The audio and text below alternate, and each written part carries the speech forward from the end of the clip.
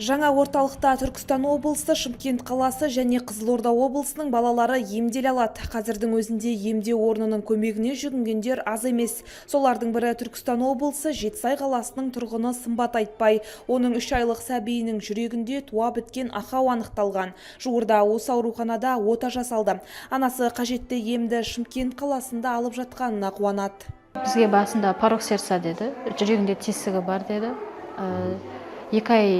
3 айға дейін қараймыз деді, баланың состояниесіне, салмағына. Осында Шымкентке келіп көрініп тұрдық, әр 2 апта сайын. Лечение жасады, бір апта операцияға дайындады, сосын операция жасады.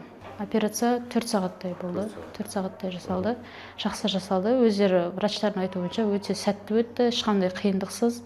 Қазіргі кезде жаңа туған сәбилер арасында жүрек ақауы жиі кездеседі. Оның негізгі себептеріне генетикалық фактор, түрлі инфекция мен стресс әсері жатады дейді дәрігерлер. Жүктілік кезінде әйелдің денсаулығына дұрыс күтім жасалмауы да әсерсіз емес. Бір қуанарлығы, кардиохирургия саласында білікті мамандар жеткілікті. Заманауи технологияның көмегімен күрделі оталар сәтті жасалуда.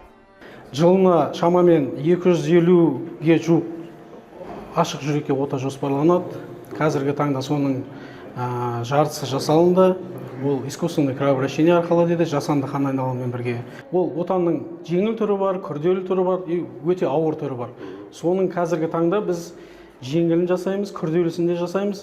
Ауыр түрінің бірнеше түрін осында жасауға мүмкіндік бар. Бұрын біз мұндай балаларды Астанаға, е болмаса шетелге жіберетінбіз. Жыл сайын біз арнайы пренаталды скрининг деп аталады.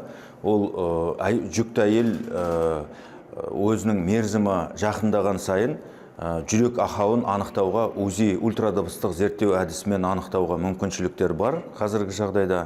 Сол себепті ондай жағдайда біз арнайы бригадамен ондай туылған науқастарға дер кезінде неғұрлым ертерек кардиохирургиялық ота жасалынатын болса, ол кардиохирургиялық отаның соғұрлым нәтижесі де жақсы болады.